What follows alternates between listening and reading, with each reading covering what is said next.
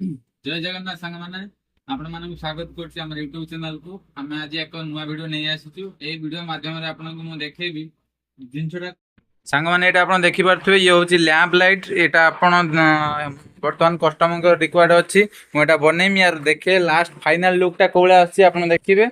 ए system रे वर्तमान काम होबो टिके टाइम लागिवो। आपण पूरा फाइनल लुक टा करी आपण देख एटा आपण देखि पारथुबे। ये होछि लैंप रो ई सब मटेरियल भाला। ये खाली जस्ट फोटो भाला। ये होछि प्रोसेस ता अगर या एटा आपण देखि पारथुबे यार फाइनल लुक ता ए भले आसुछि।